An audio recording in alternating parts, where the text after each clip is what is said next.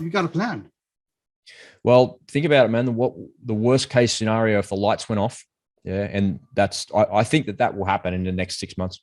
This is the Hey Ed YouTube channel, and I am your host, moderator, and all-around nice guy, Edward Anderson. All right, so I am not a financial advisor. Nothing you hear in this video should be construed as investment advice. Always do your own research before doing anything with your money. And today, I'm always so happy when I get a chance to have this guest on the channel.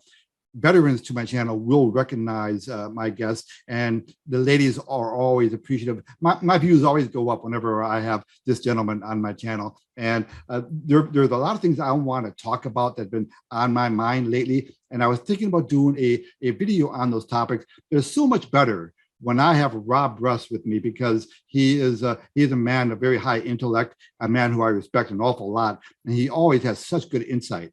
And when we talk about these kind of serious issues together, I think people get more color out of it. So, ladies and gentlemen, let me welcome live from Cronulla, Australia, Rob Bruss. Hey, Rob. G'day, Ed. How you doing, mate? It's great to be here. I'm living the dream. Not like you're talking about living the dream.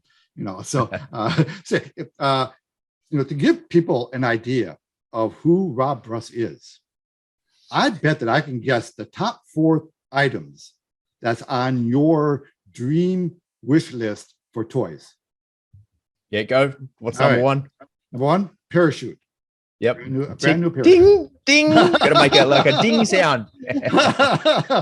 Number 2, a brand new spearfishing gun. Ding. It doesn't work. Ding. Yeah.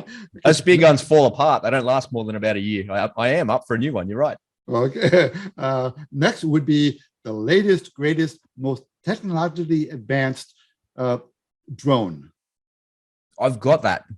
I've got the best drone money can buy. So, yeah, there's nothing really better than what I've got. And really? I don't know how they would better it. Yeah. The thing I got's worth like $5,000 or something like that. So pretty expensive. Okay. But that is your idea of a toy.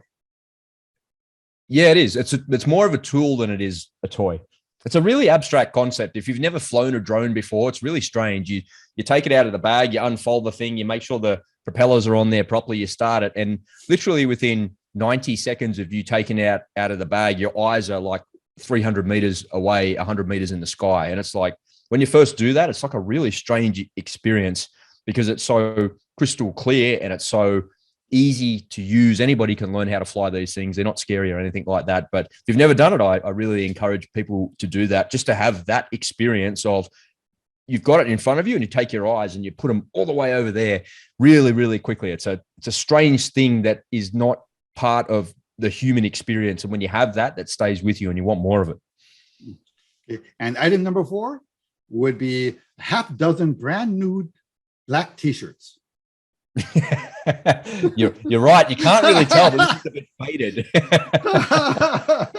I mean, you're living the dream, man, down there in Australia, and I am going to get there. It is on my bucket list, and when I come, I just hope that you haven't moved. But by the time, you've got a place to stay when you do come, so all good. Excellent.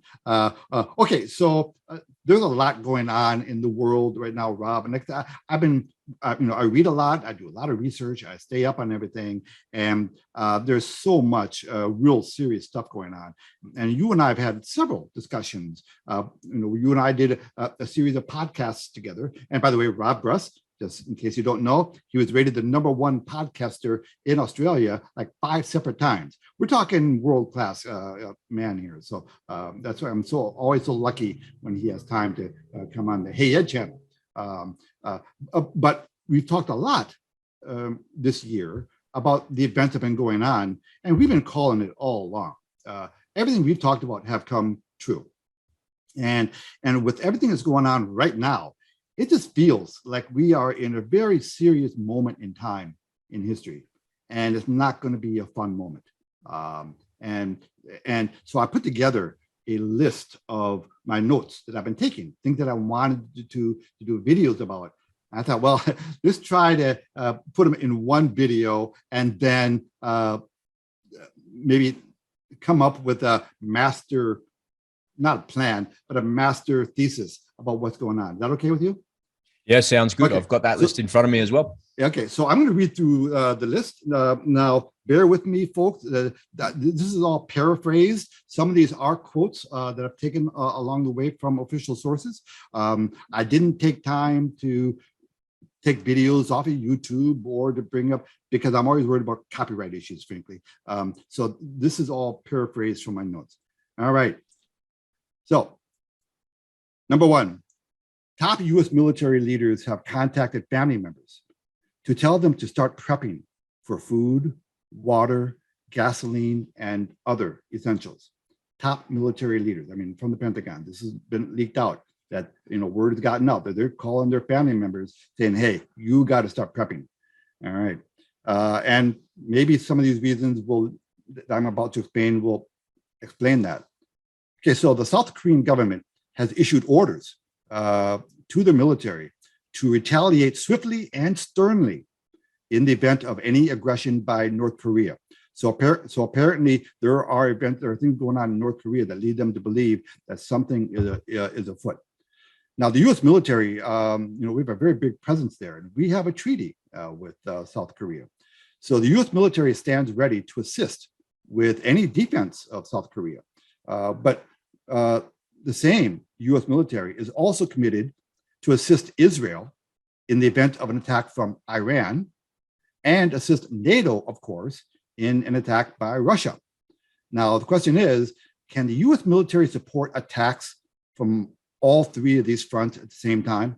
And No. the experts say no, right? Okay. And now another bullet point. Joe Biden has drawn, I should probably edit that out, because otherwise it's going to be, I'll probably be, okay. So the current administration in America has drawn down the strategic oil reserves for political reasons because of the price of oil. But it didn't affect the price of oil at all.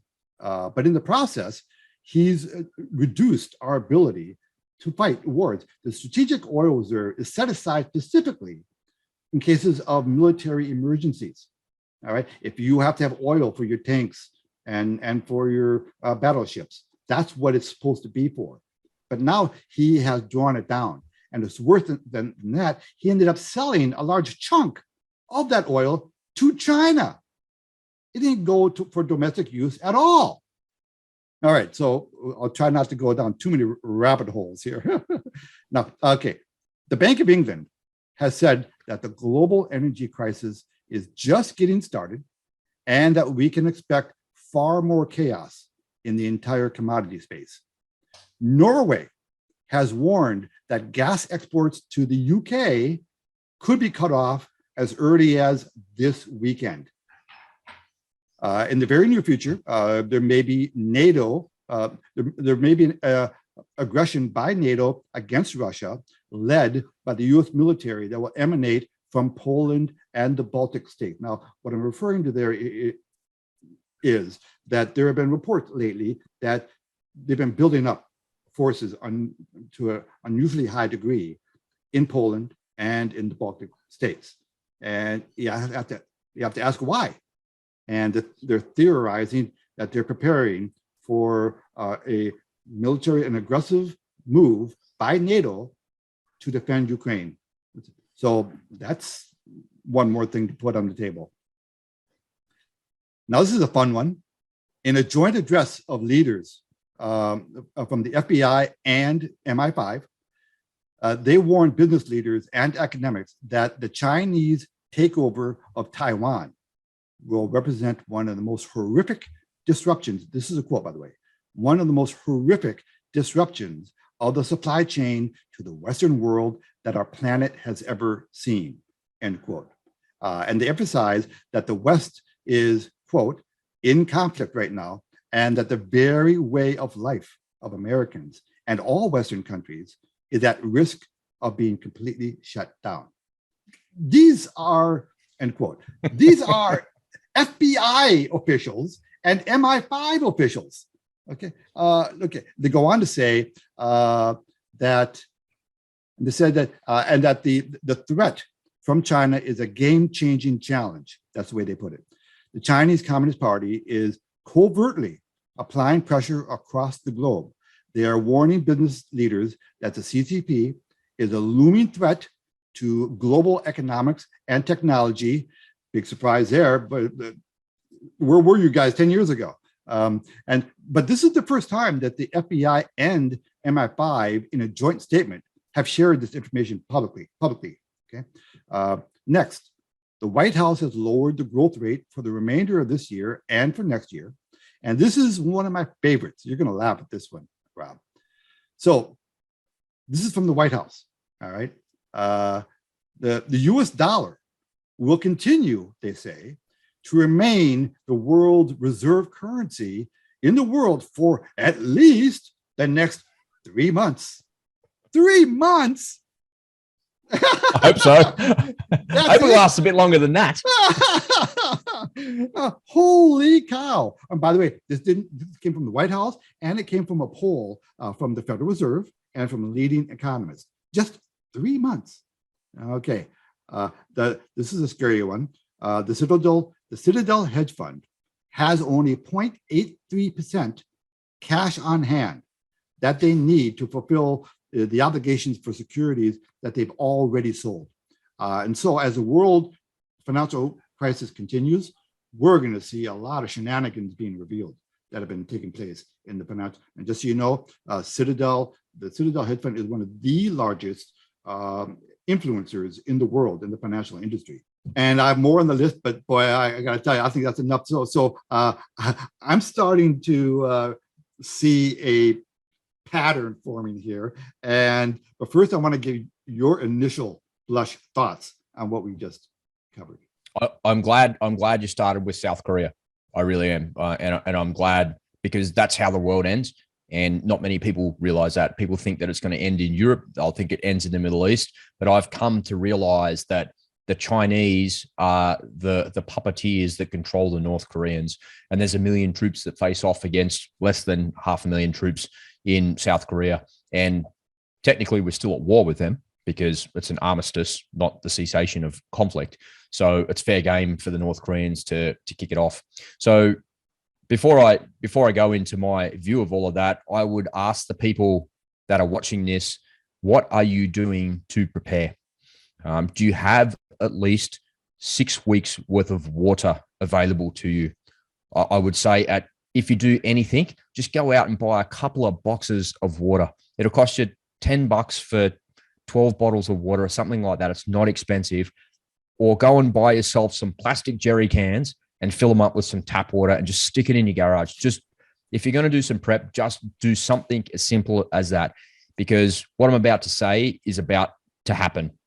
And when you think about what's the US has the largest and most powerful military in the world, almost surpassed by the Chinese, but the Chinese don't do dissimilar training. And the Chinese Air Force went up against the Malaysian Air Force a little while ago, it's a couple of years ago now, and they got their asses handed to them because they only have the tactics that they practice against each other, and they don't know how anybody else would engage with them.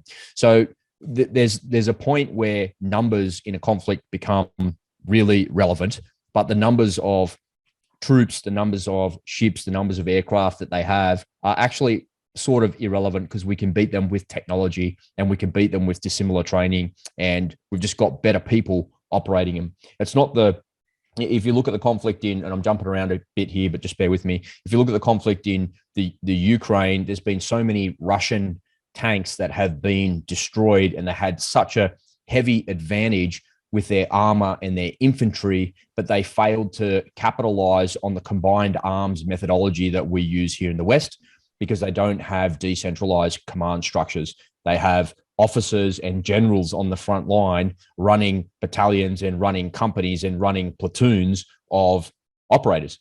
But in Western militaries, we've got diggers like me, lance corporals and corporals and sergeants running the place, and the officers doing the overseeing of what's going on. The officers are rarely on the front line. Well, they are on the front line, but they're not driving tanks. They're not telling people about tactics or anything like that. The officer gives you the command and gives you the order, and then that you go and figure out how to execute on it. That's the difference between our strategies and tactics. And we would be having a very different conversation if Russians had the ability to operate with combined arms, meaning with armor, with artillery, and with infantry, and with air support and helicopter support as well. They've got all of the hallmarks there. They've got all of the elements that you need to actually to roll the Ukrainians up, but they're just unable to execute it because they've got poor leadership and poor command and control structure.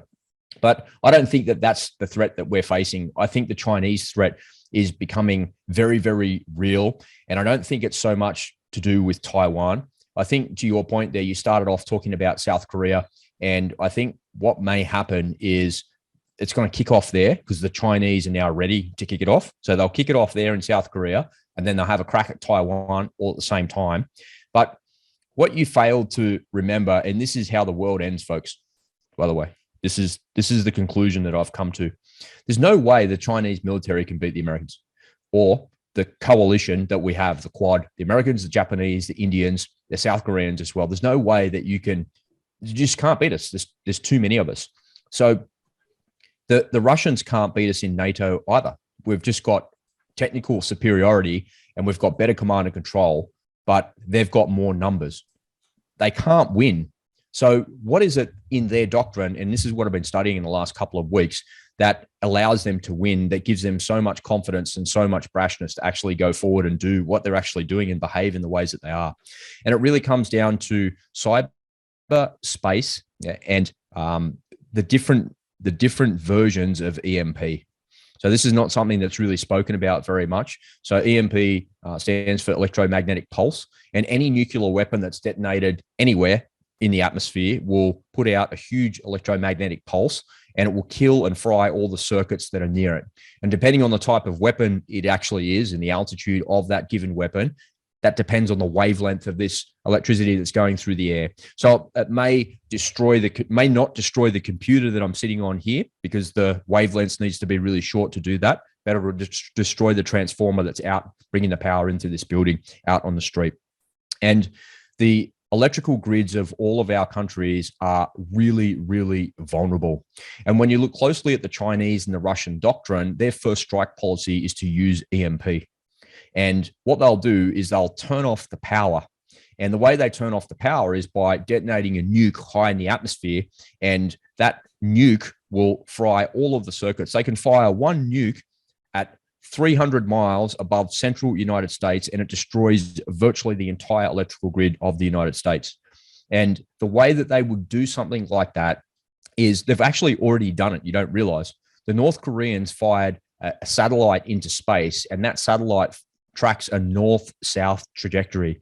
And all of the missile warning systems you guys have there in America face the North Pole over the Arctic, and then they face into the Pacific Ocean facing west, but nothing is facing north-south.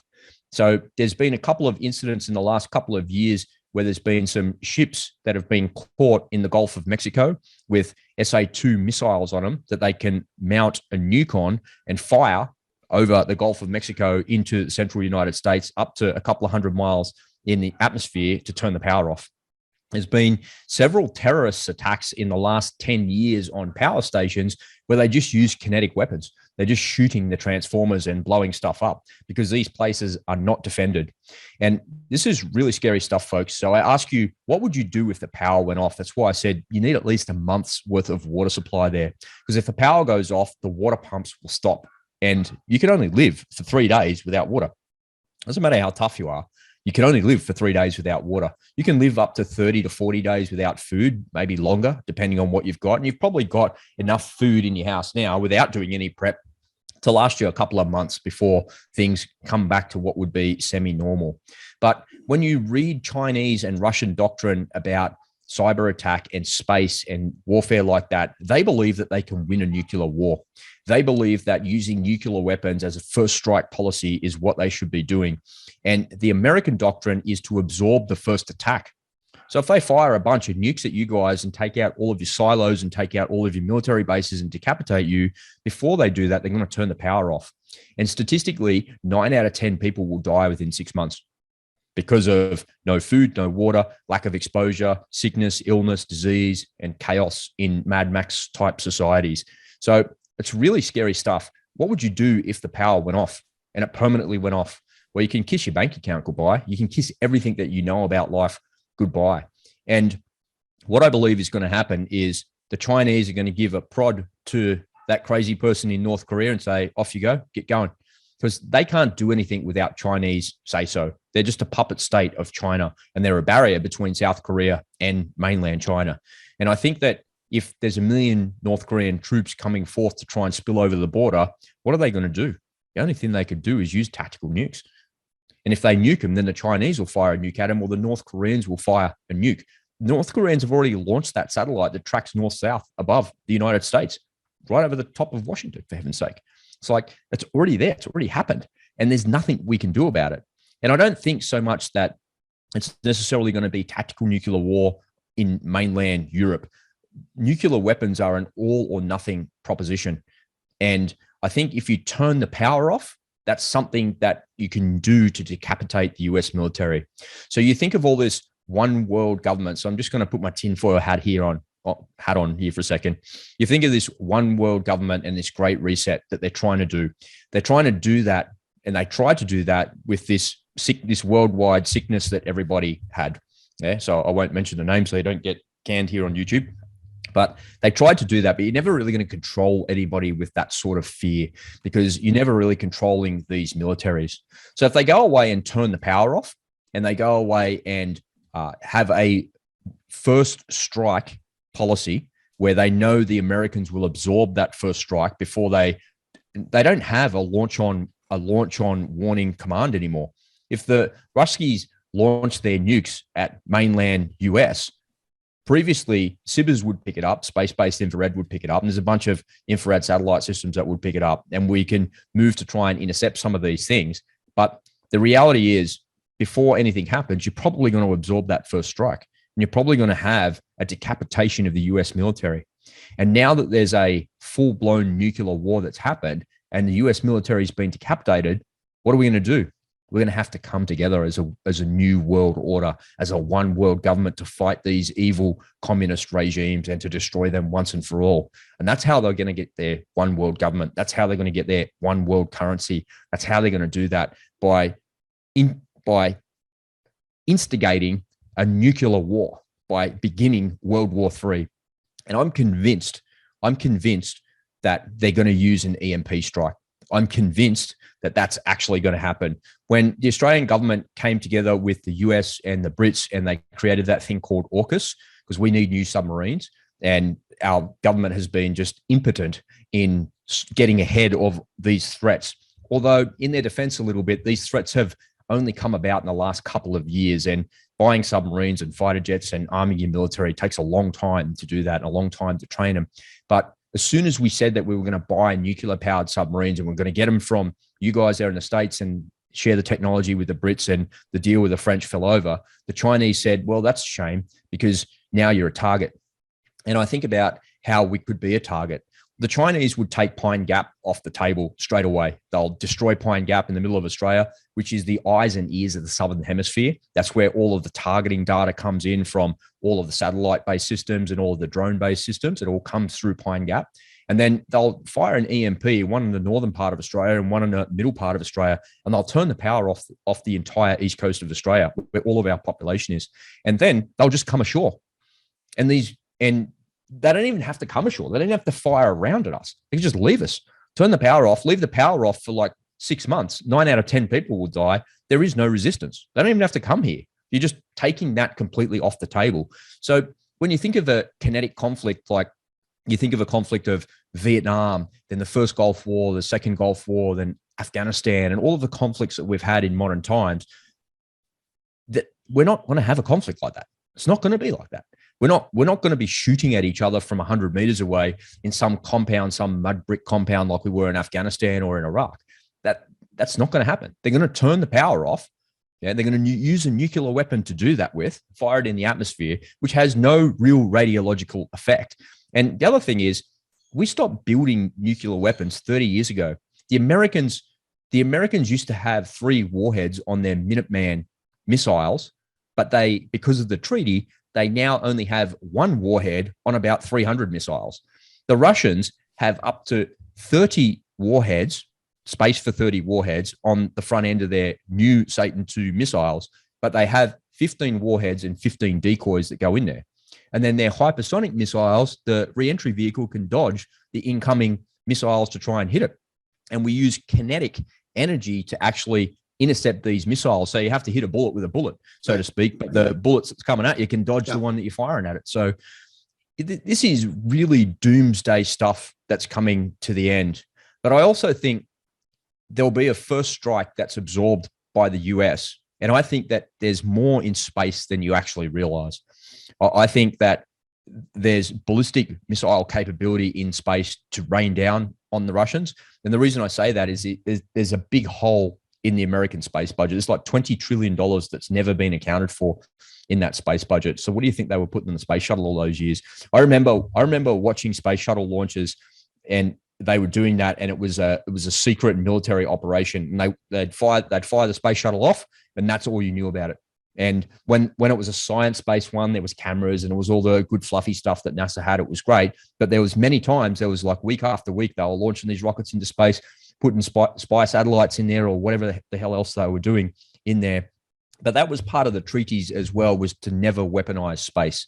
But I don't think that that's true. I think the Chinese have already weaponized space. I think the Russians have, and I think so have we as well. So there's some scary stuff coming down the pike at us. And I think the biggest thing that you need to be prepared for is if the power goes off. And I think the way that you'll see that happen is if it kicks off in Korea, then you're going to have about a week or maybe 2 weeks to actually do something about it. But what you want to do is, before it gets to that point, before they're firing a nuke at us in a north-south trajectory where there's nothing that you guys can do in the United States to stop it, and there's nothing here in Australia that we can do to stop it, they'll turn the power off and then that's it. You're stuck. You got to prepare now.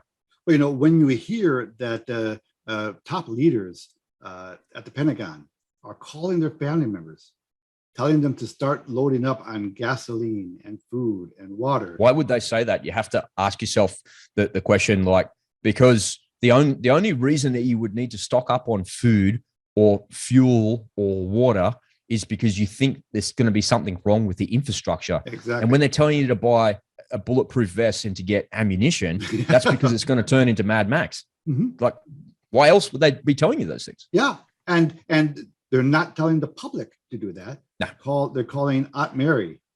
Let's dial it back a little bit regarding water. Now, my advice on the water is get a Berkey filter. And I will have a link for that in the description below in case anyone wants to get one. I'm not an affiliate. Maybe I should look into becoming an affiliate. But Berkey, Berkey, the Berkey filter. It's the best water filter in the world. And it is, by reputation, you can go down to the local lake or stream and scoop up some water, put it through that filter, and it's drinkable. So the Berkey filter, it gives you, bottled water grade water out of just the water. Yeah, amazing technology. Hey, huh? Yeah. It's amazing technology. And it's very simple. And so I don't know what $300 or something all in. I already have my Berkey filter. I just haven't unpacked it yet. So that's my water solution. And I've got some regular water. And for food, yeah, I've got plenty of, the dried chicken and dried beef, things that, and, chickpeas and the things that last forever, and pasta and all that. But I do think for peace of mind purposes, I even have a bread maker on order. So all I have to do is load up on flour. I know I don't need the bread maker, Rob. Rob's rolling his eye right now. Come on, man, you can make bread. You don't need a bread maker. Just, a little flour, little water, and you're done. But yeah, they're insurance policies, Ed. And we're talking about doomsday scenarios that you would never possibly think would happen. And the reason you think that wouldn't happen is because in our societies during the Cold War, we were indoctrinated with the policy of mutually assured destruction, that there will never be a nuclear war because we'll destroy each other. But the Russian and the Chinese policy is a first strike policy where they can win a nuclear war. Because there's a couple of myths that are out there that have been, again, perpetrated by mainstream media and perpetrated by I guess just years and years of not actually really understanding what happens. Think about that. They say the first problem with a nuclear weapon is there's a blast and it destroys everything. But in reality, nuclear weapons are not that powerful. In reality, you can do more and affect more change with precision strike weapons because you're actually hitting the things you want to hit. Nuclear weapons were designed to destroy entire cities. But of what benefit strategically or tactically would it be to destroy an entire city? Well, maybe if there's a million North Koreans coming at you, there's some actual tactical benefit of actually destroying them there. So there's the destruction factor, there's the fallout factor, and then there's the nuclear winter factor.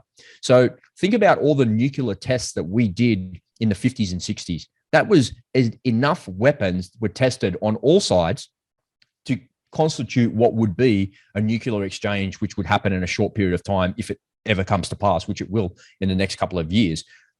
There is no nuclear winter. It never happened.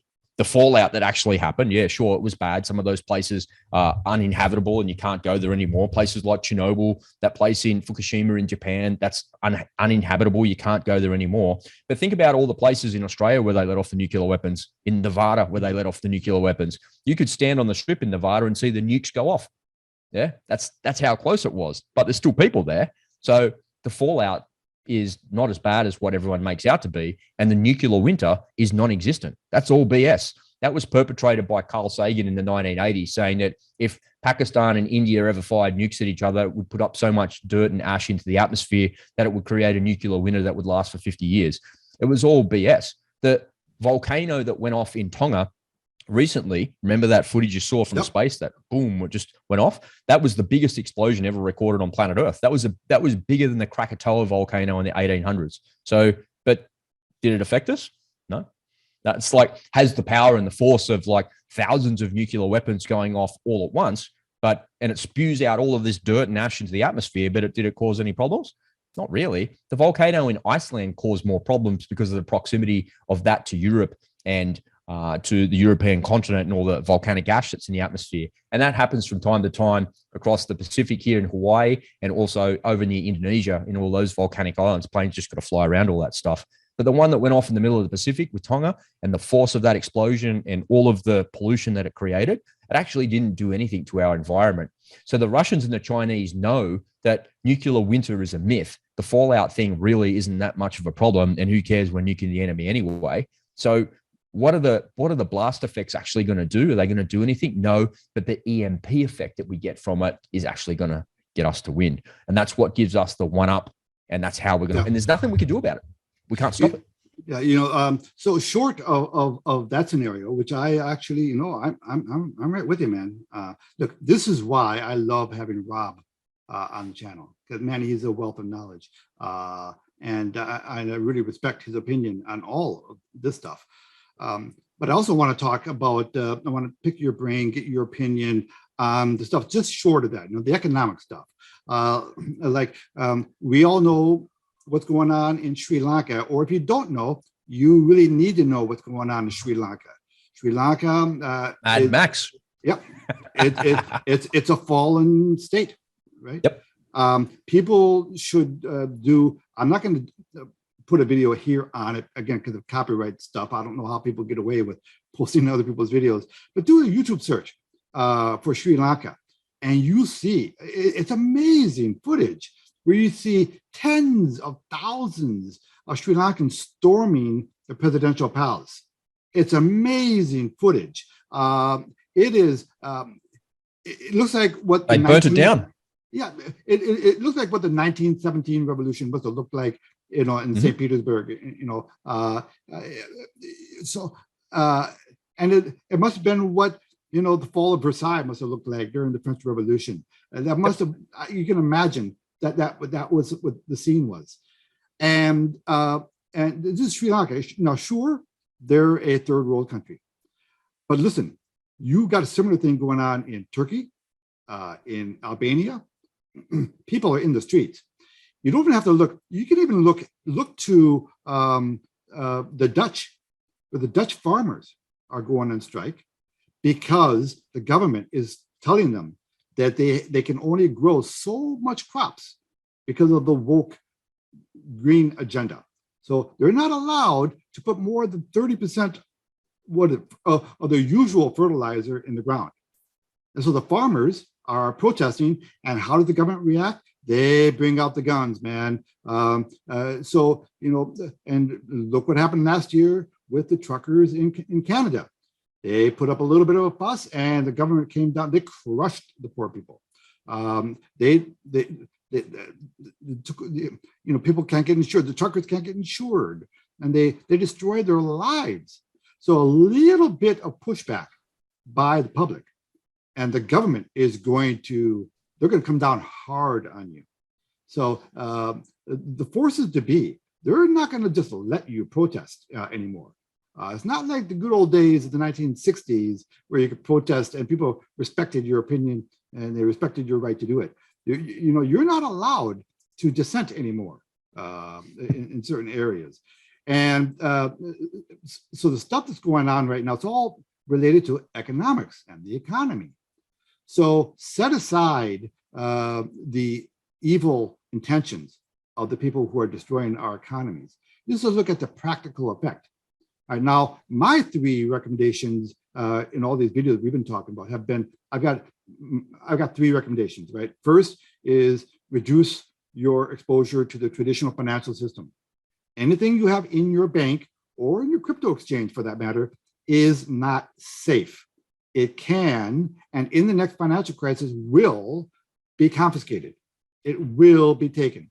So at least get a chunk of your assets out of the banks and get it in your hand. Get that physical currency in your sweaty little fist. Okay, you got to do it. And then you take a chunk of that and you buy some of this. And you buy some of this. Yep, you betcha.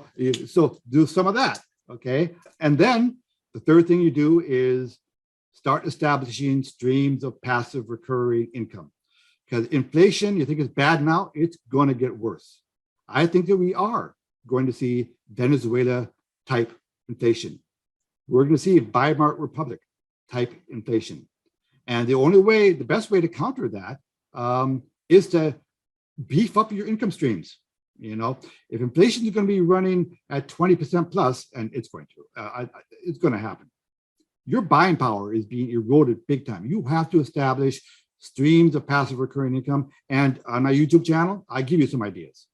So anyway, so I know what your tips are, but Rob, why don't you repeat to the people some practical things that they could be doing? Buy some water, buy some fuel. Yeah. And to your point, Ed, get your money out of the bank, get your crypto off an exchange and all of those sorts of things. That's true. But then what do you do? Do you stuff it on your mattress? Do you put it in a safe? What do you do? Yes. And yes, that's definitely what you can do. But one other thing you might want to consider is actually buying things that will retain value. And I was listening to an interview earlier today and that's where I heard that piece of advice. And so he said, should I buy more inventory? Should I buy more tires? Well, is that something that's actually going to hold on to its value over time? Will people need more tires as we move into the future? And the answer is yes. It's like, a property investor doesn't always buy property. Sometimes they just put it into land and they land bank it and they park their cash in a block of land. And over time that goes up, or over time they can just liquidate that and get their money back. So you might want to take some of the cash that you've got and tip it into some version of some commodity which can be exchanged down the track. And when you held up that gold and silver, that's a version of that, right? So there's other versions of that you can use as well. When this craziness of 2020 happened and all the lockdowns and everything that happened there, I remember saying to my missus, that's it. That's all you're getting, yeah? And she said, what do you mean? I said, that's all you're getting in your life. It's never going back to what it was. She said, what do you mean? I said, well, you're never going to be able to travel overseas like we did before. You're never going to have the same ability to purchase things the way that you have. And the way of life that we had before that is completely gone. It's completely over. And just think about what you said about Canada and the truckers and the people in Holland who are censored by the government, and then in Sri Lanka and Albania and Turkey and all of these places. It's all abstract. It's all in your mind. But pretty soon it's going to be on your doorstep, and you need to take measures now to prepare. And it's not about doom and gloom. It's not about an insurance policy. It's about actually being practical and pragmatic in your life, because your job is to survive this. Our ancestors survived World War One. They survived World War Two. They survived all of the things that have come to bring you here. And your job is to survive this, so your descendants will be able to move forth into the future. And if the power goes off and 9 out of 10 people die, because 9 out of 10 people are not prepared. So what medicine do you need? Yeah. What food have you got? What water have you got? What fuel have you got? Have you got a bug out location? What happens if someone falls down and breaks their arm and has a compound fracture in their humerus? What are you going to do? You know how to treat it. There's so many things that you take for granted. And I can tell you that nobody is coming to save you. Nobody. I've been in circumstances in my life, mostly on exercises in the military, where you just kind of, I remember when I was doing, just quick little aside here, quick little story. When I was on my diving course in the Navy, so on a warship, you have a thing called a ship's diver, and a ship's diver is required to put grills on, grates on. You do like husbandry on the bottom of the ship under the water and all sorts of different things, right? So it's a pretty tough job. It's like a young person's job because it's so physical, and the water's always cold and dirty and filthy, and there's all current in different harbors. It's a dangerous job. So the first step of you becoming what we have in the Australian Navy as being a clearance diver, which is equivalent, it's kind of like a Navy SEAL, but not really. Same, but not quite. That's the first step of it, is to go and do your ship's divers course, and then you get selected to go on your CD's course. And I thought I wanted to be a CD for a little while, but it turns out I don't like the cold water as much as I think, and I wasn't as tough as what I thought I actually was. But I really did like being a ship's diver. And I remember being on that course in the middle of winter, and it was 2:00 in the morning. We'd finished at Garden Island, and we'd get in a boat and drive back to HMAS Penguin, which is in Middle Harbour. Takes about 25 minutes to get back. And everyone has got out of their wetsuit. We've been diving all day since 9:00 in the morning, whatever it was. And it's 2:00 in the morning, drinking a hot cup of hot chocolate like that. And the boat like slows down, and I'm out of my wetsuit and I'm dry, and I'm having something hot to drink, right? I'm dry. And the boat stops, and the instructor hucks all the wetsuits in the water. He hucks all the fins in the water, and he goes, "Get in." And we're like, "What?" He goes, "Get in." And like, you got to take your overalls off, and you got nothing on underneath like that, and dive in the harbor with no clothes on. And then you got to get in there, put your wetsuit on, put your fins on as the boat's driving away from you. And the light's getting smaller and smaller and smaller. Whoa. As you're going away like that. And then you're there with your mates going, really? Serious? Like, there's all the sharks in Sydney Harbour and all this in the middle of the night. It's freezing cold. It's winter. And like, they're just trying to break you, right? And they come back around and pick you up and stuff like that. But, for the 15 or 20 minutes that you're by yourself there and with your mates, you're like, nobody's coming for us. And I actually don't think I can make it there. I'm so fatigued from the day. Like I've been working for like 17, 18 hours, and you want me to swim like a couple of kilometers to get ashore there in the current here, in the cold water and all of that stuff. Man, like I'm going to have to find another gear inside of myself to get myself there to be able to do that. But luckily I didn't have to come back around and pick us up, and it was okay. But most people have never been faced with those things in their life.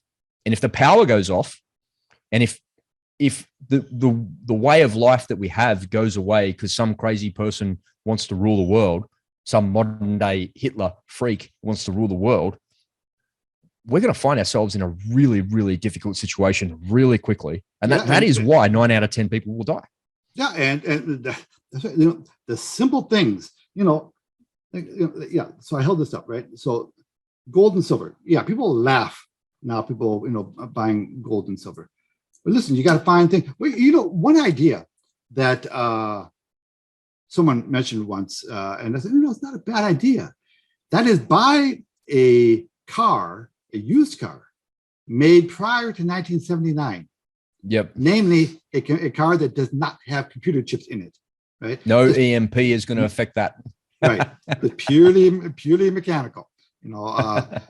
That's why my dream car is my original car, a 1964 Ford station wagon, Country Squire. It's a monster, huge V8 engine. Boy, gas. Boy, it burns gas. Boy, I love that car. Huge, but it's all mechanical. Not one computer in the entire damn thing. And used cars. This past year, used cars have risen in value by an average of 35%. When is the last time have you ever heard of used cars values going up? Yeah. And because a lot of cars right now, I mean, people, if someone wants to buy a new car right now, you know, chances are pretty good you won't be able to get one because the chips have not come in from China or Taiwan. And then even if you do get that, even if that car is available, you're probably paying 20 to 25% more than that exact same brand new car was worth a year ago. So you know, get a car. The car's not going to be relevant though if the petrol prices are $10 a gallon. And you know, like for all this doom and gloom that we're talking about, it's a little bit kind of, it's such an abstract thing. But in Sri Lanka, that's where it started. There's no fuel. That's right. So people can't get to work.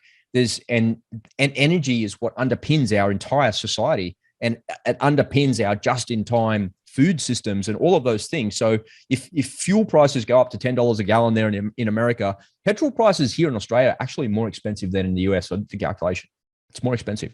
It's about 20% more expensive here in Australia than it is in the US. I normally fill my car up. It costs $100 to fill it up, but now it costs me $200 to fill it up. What the hell? It's like unbelievable. It's just ridiculous how expensive it actually is. And if you want to know what happens, if you extrapolate that all the way to its conclusion, that is Sri Lanka. Right. If you want to extrapolate inflation all the way to its conclusion and you want to know what's going on, just go on YouTube and look for inflation in Turkey, because it's happening right now. That's what life actually looks like. And it's hard to kind of put yourself in that situation when everything's okay. There's money in the bank, there's food in the fridge, I can pay my bills, everything's okay. But you can't understand how quickly that's going to happen. It happened in 4 months in Turkey. It happened in less than 1 month in Sri Lanka, and their whole society has come undone. Yep. Their whole entire society has come undone. Yeah, I mean, I think a lot of Americans don't think, well, it hasn't happened here yet. They don't really have a sense that, man, we're on thin ice right now, and it will not take very much. Maybe not a Sri Lanka type event, but look, Turkey, we could be like Turkey, where inflation, what's inflation now, right? 35%? No, it's like it's 70. People say, oh, that can't happen. Why can't it happen here? Oh, we're the world reserve currency. Well, maybe for the next 3 months, if you listen to the Federal Reserve. So, but you know, another argument for, you know, these online business opportunities that I've been showing people, you know, if it's too expensive to drive to work, I'm going to say thank you to Rob Bruss for being on the channel. It's always a privilege and a joy having Rob here. So thank you very much for being on the Hey Ed channel again, Rob. Yeah, it's my pleasure, Ed. I want to leave the audience with one really simple thing that you can do. I learned that from a prepper that I watch on YouTube. He says, what you've got to do is do your work. So do what you need to do during the day, do your prep, and then have fun. And don't forget to have fun with your kids, with your family, with your loved ones, and the people that are around you. Because for all of the doom and gloom that surrounds us, the only thing that is ever really going to matter is who you love and who loves you, and the people that love you as well. So do your work, do your prep, and make sure you have fun. Very well said. Okay, so Edward Anderson and Rob Bruss saying good night. Copy that.